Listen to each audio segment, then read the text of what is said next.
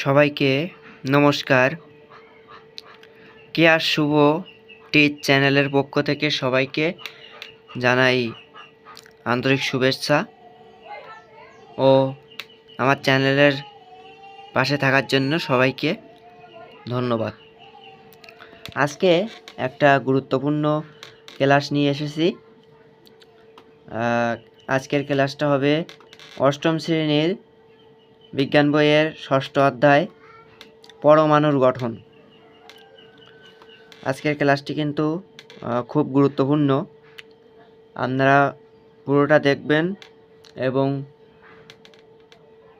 আমি মনে করি আপনারা এই ক্লাসটি করে অনেক উপকৃত হবেন।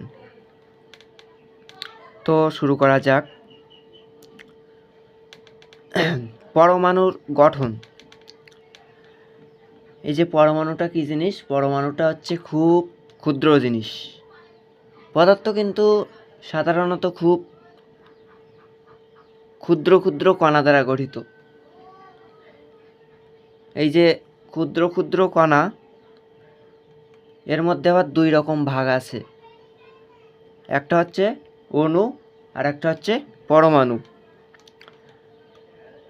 পরমাণু ক্ষুদ্রতম কণা। একের অধিক পরমাণু পরস্পরের সাথে যুক্ত হয়ে আবার কি হবে? অণু গঠন করবে। তাহলে কি দেখা যাচ্ছে? পরমাণু খুব ক্ষুদ্রতম কণা।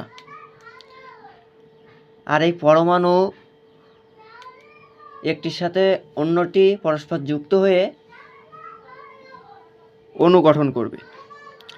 ক্ষুদ্রতম কণার বিষয়ে বিভিন্ন সময়ে বিজ্ঞানী ও দার্শনিকগণ নানা রকম মতবাদ ব্যক্ত করেছেন। গ্রিক দার্শনিক ডেমোক্রিটাস খ্রিস্টপূর্ব 400 অব্দে সর্বপ্রথম পদার্থের ক্ষুদ্রতম কণা নিয়ে মতবাদ পেশন করেন। তার মতে সকল পদার্থই ক্ষুদ্র ক্ষুদ্র কণা দ্বারা গঠিত, অবিভাজ্য কণা দ্বারা গঠিত। তিনি এই ক্ষুদ্রতম কণার নাম দেন পরমাণু বা অ্যাটম। তো অ্যাটম কথাটি তিনি নিয়ে এসেছিলেন গ্রিক শব্দ অ্যাটোমাস থেকে, যার অর্থ হলো অবিভাজ্য। এটা কিন্তু এমসিকিউর জন্য খুব গুরুত্বপূর্ণ আসবে, প্রশ্নে আসবে যে অ্যাটম কথাটি কোথা থেকে আসে এবং এর অর্থটা কী। তাহলে আমরা কি বলবো?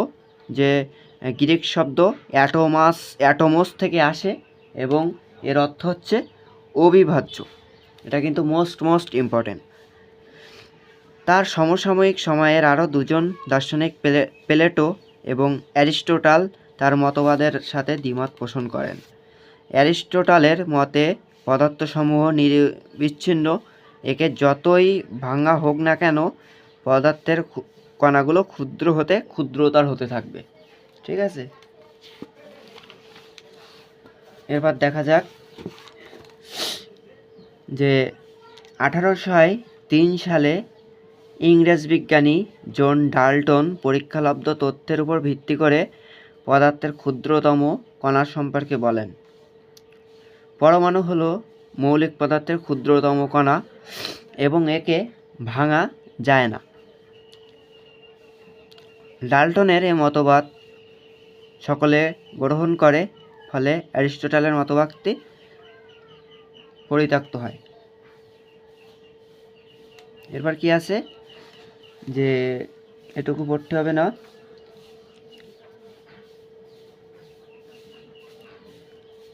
এই যে রাদারফোর্ড কি বলতেছে যে পরমাণুতে ধনাত্মক আধান ও ভর একটি ক্ষুদ্র জায়গায় আবদ্ধ, তিনি এর নাম দেন নিউক্লিয়াস। তাহলে কীভাবে হবে? যে পরমাণুতে ধনাত্মক আধান বলতে কি? প্রোটন ও পরমাণুর ভর একটি ক্ষুদ্র জায়গায় আবদ্ধ, তিনি এর নাম দেন নিউক্লিয়াস। তারপর কি বলতেছে যে পরমাণুর বেশিরভাগ জায়গা ফাঁকা আর ঋণাত্মক আধানযুক্ত কণার তেমন কোনো ভর নেই এবং তারা নিউক্লিয়াসকে কেন্দ্র করে ঘুরছে। এরপর কি রাদারফোর্ডের মডেল সৌরজগতের মতো। কিন্তু রাদারফোর্ড নির্দিষ্ট কোনো কক্ষপথের কথা বলেননি। এটুকু পড়তে হবে না। এই যে পরীক্ষায় আসতে পারে যে পরমাণু কাদের সমন্বয়ে গঠিত বা কি কি দ্বারা গঠিত। পরমাণু ইলেকট্রন, প্রোটন ও নিউট্রনের সমন্বয়ে গঠিত। পরমাণুর কেন্দ্রে কি রয়েছে? রয়েছে নিউক্লিয়াস। নিউক্লিয়াসে ধনাত্মক আধানযুক্ত প্রোটন ও আধান নিরপেক্ষ নিউট্রন রয়েছে। পড়তে হবে না। এরপর আসি পারমাণবিক সংখ্যা। পারমাণবিক সংখ্যার ভিতরে পরমাণুতে ইলেকট্রন ও প্রোটনের সংখ্যা সমান থাকে। কোনো মৌলের পরমাণুর বৈশিষ্ট্যকে বোঝানোর জন্য প্রোটনের সংখ্যা ব্যবহার করা হয়। এরপর কি আছে যে এইটা কিন্তু ক দাগের জন্য মোস্ট ইম্পর্টেন্ট। কোনো মৌলের একটি পরমাণুতে প্রোটনের সংখ্যাকে পারমাণবিক সংখ্যা বলা হয়। তাহলে পারমাণবিক সংখ্যা কি বলা হয়? আপনারা পারমাণবিক সংখ্যা কাকে বলবেন? যে কোনো মৌলের একটি পরমাণুতে প্রোটনের সংখ্যাকে পারমাণবিক সংখ্যা বলা হয়। হাইড্রোজেনের একটি পরমাণুতে একটি প্রোটন আছে, তাই হাইড্রোজেনের পারমাণবিক সংখ্যা 1। অক্সিজেনের পারমাণবিক সংখ্যা 8, কারণ অক্সিজেনের একটি পরমাণুতে 8টি প্রোটন আছে।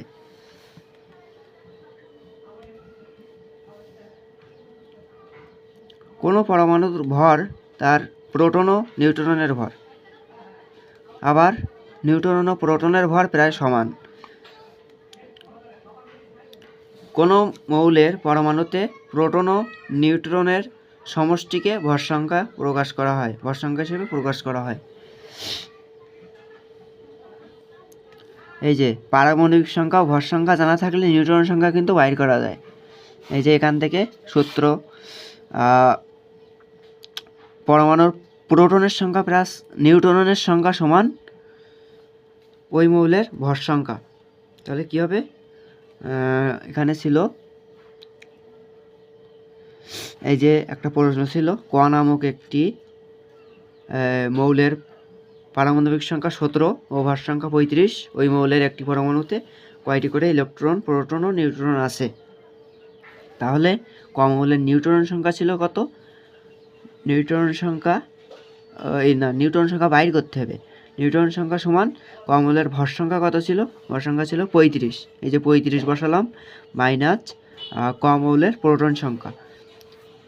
প্রোটন সংখ্যা মানে পারমাণবিক সংখ্যা, তো পারমাণবিক সংখ্যা বা প্রোটন সংখ্যা মানে 17। তাহলে 17 মাইনাস করলাম সমান 18। তাহলে কিন্তু এখান থেকে বাইর করা যাচ্ছে ক মৌলের নিউট্রন সংখ্যা। 35 মাইনাস 17 সমান 18। এরপর কি আছে দেখা যাক। আইসোটোপ একটা মোস্ট ইম্পর্টেন্ট, এ কিন্তু অবশ্যই আসবে আইসোটোপ। এই যে এখানে কিন্তু এই যে সংজ্ঞা আছে, কোনো মৌলের ভিন্ন ধরনের পরমাণু যাদের প্রোটন বা পারমাণবিক সংখ্যা সমান কিন্তু ভর সংখ্যা ভিন্ন, তাদেরকে ওই মৌলের আইসোটোপ বলে। তাহলে কি হবে? প্রোটন সংখ্যা বা পারমাণবিক সংখ্যা একই হবে। যেমন এখানে ছিল না যে পারমাণবিক সংখ্যা 17, প্রোটন সংখ্যাও কত হয়েছে? 17। তার মানে প্রোটন আর পারমাণবিক সংখ্যা একই। তো এটা কিন্তু আবারও বলছি, কোনো মৌলের ভিন্ন ধরনের পরমাণু যাদের প্রোটন ও পারমাণবিক সংখ্যা সমান কিন্তু ভর সংখ্যা ভিন্ন, তাদেরকে ওই মৌলের কি বলবে? আইসোটোপ বলবে। এই যে কার্বনের বেশিরভাগ পরমাণুতে 6টি প্রোটন ও 6টি নিউট্রন রয়েছে, কিন্তু কার্বনের কিছু পরমাণুতে 7টি বা 8টি নিউট্রনও থাকে, তাই কার্বনের 3টি আইসোটোপ রয়েছে। কথা বোঝা গেছে? এবার আইসোটোপের ধর্ম ও ব্যবহার। সাধারণত আইসোটোপ কি? আইসোটোপের বৈশিষ্ট্য আসতে পারে, তো এখানে লিখতে হবে আইসোটোপের ধর্ম বা বৈশিষ্ট্য। আইসোটোপ অস্থায়ী, টিকে আসতে পারে। স্থায়ী আইসোটোপ বিভিন্ন তেজস্ক্রিয় রশ্মি ও কণা বিকিরণ করে, তাই এদেরকে তেজস্ক্রিয় আইসোটোপ বলা হয়। বিভিন্ন রোগ নির্ণয় ও নিরাময়ে আইসোটোপের ব্যবহার করা হয়। কোনো ক্ষুদ্র রক্তনালী ক্ষতিগ্রস্ত হলে রক্তের মাধ্যমে আইসোটোপ পাঠিয়ে তা শনাক্ত করা হয়। তারপর একইভাবে ক্যান্সারে আক্রান্ত রোগীর কোনো কোষ ক্যান্সার আক্রান্ত তা আইসোটোপ দিয়ে নির্ণয় করা যায়। আবার ক্যান্সার আক্রান্ত কোষ ধ্বংস করা যায় আইসোটোপের তেজস্ক্রিয় বিকিরণ ব্যবহার করে। এছাড়াও তেজস্ক্রিয় রশ্মি ব্যবহার করে ডাক্তারি যন্ত্রপাতি জীবাণুমুক্ত করা হয়। এরপরে আছে যে কৃষিক্ষেত্রে পতঙ্গ নিয়ন্ত্রণে আইসোটোপ তেজস্ক্রিয় রশ্মি ব্যবহার করা হয়। এছাড়া কখনো কোন সার কী পরিমাণ ব্যবহার করতে হবে তা জানতে তেজস্ক্রিয় আইসোটোপ ব্যবহার করা হয়। খাদ্যদ্রব্য সংরক্ষণে তেজস্ক্রিয় রশ্মিতে মারা যায়, তাই তেজস্ক্রিয় রশ্মি ব্যবহার করে খাদ্যদ্রব্য ফলমূলকে জীবাণুমুক্ত করে সংগ্রহ করা হয়। এগুলো জাস্ট মুখস্থ করে রাখতে হবে, এগুলো কিন্তু আসে।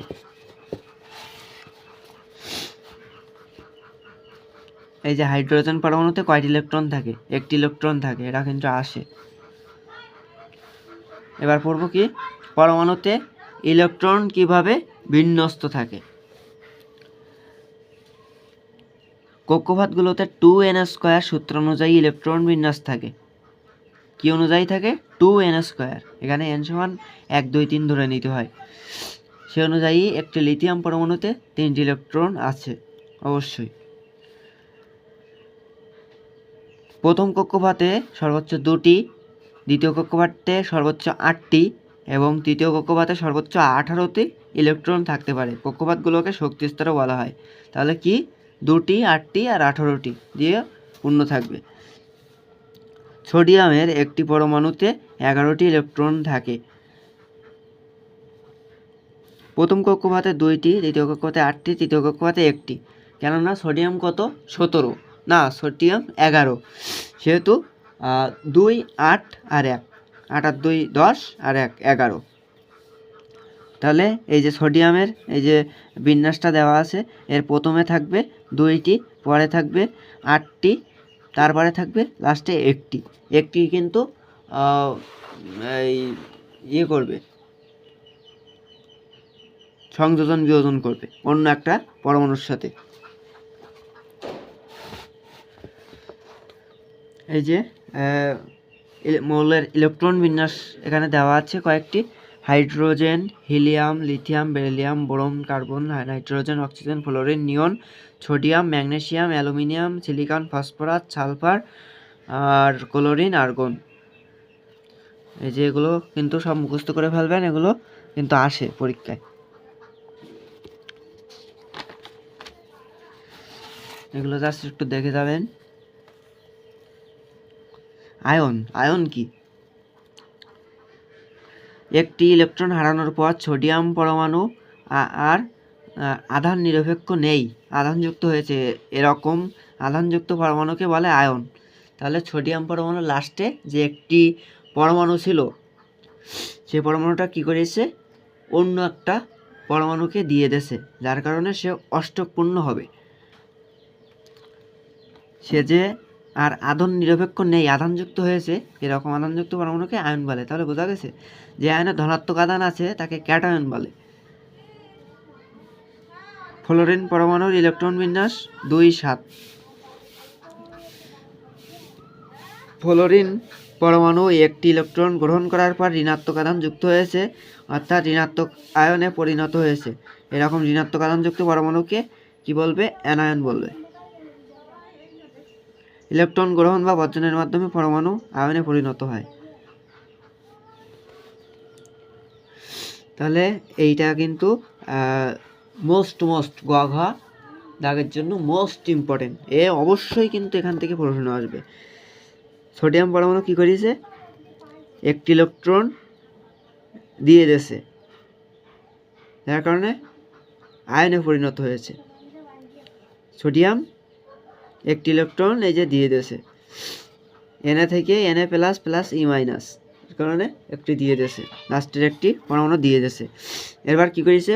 ফ্লোরিন পরমাণু সেই একটি ইলেকট্রন গ্রহণ করেছে, সোডিয়ামের থেকে নেওয়া সেই একটি ইলেকট্রন গ্রহণ করেছে। ফলে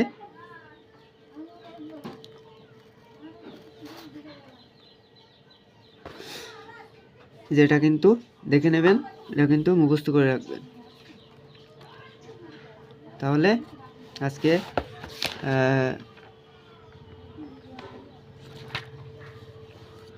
অধ্যায়টা শেষ করলাম। এবার এখানে যে কয়েকটি এমসিকিউ আছে, একটি পরমাণুর তৃতীয় কক্ষপথে সর্বোচ্চ কয়টি ইলেকট্রন থাকে? আপনাদের তো পড়াইছি না? একটি পরমাণুর দ্বিতীয় কক্ষপথে সর্বোচ্চ কয়টি ইলেকট্রন থাকতে পারবে? তাহলে 2। তারপর কত ছিল? এই যে এখানে ছিল দ্বিতীয় কক্ষপথে সর্বোচ্চ 8টি ইলেকট্রন। দ্বিতীয় কক্ষপথে সর্বোচ্চ 8টি ইলেকট্রন থাকে। রাদারফোর্ডের পরীক্ষণ থেকে সিদ্ধান্ত নেওয়া যায় যে পরমাণু অবিভাজ্য, পরমাণুকে ভাঙা যায়, পরমাণুর বেশিরভাগ অংশই ফাঁকা। এটা কী হবে আপনারা বলুন তো, সবাই কমেন্টে জানান। এই যে এখানে পড়ছিলাম, রাদারফোর্ড পরীক্ষণ থেকে নেওয়া যায়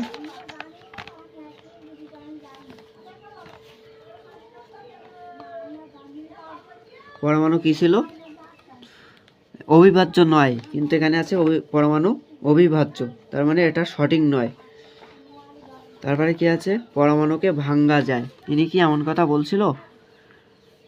পরমাণু ভাঙা যায়।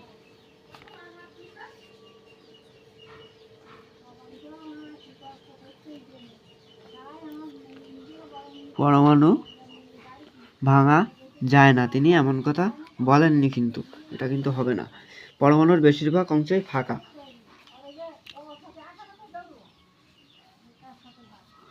প্রকৃতপক্ষে পরমাণুর বেশিরভাগ জায়গা ফাঁকা, এ কিন্তু রাদারফোর্ড বলছিল। তাহলে 3 নম্বরটা সঠিক এখানে, ঠিক আছে। এবার কি বলছে? কোনো মৌলের একটি পরমাণুতে 10টি প্রোটন ও 8টি নিউট্রন রয়েছে, পরমাণুটির ভর সংখ্যা কত? তাহলে ভর সংখ্যা সমান প্রোটন সংখ্যা মাইনাস নিউট্রন সংখ্যা।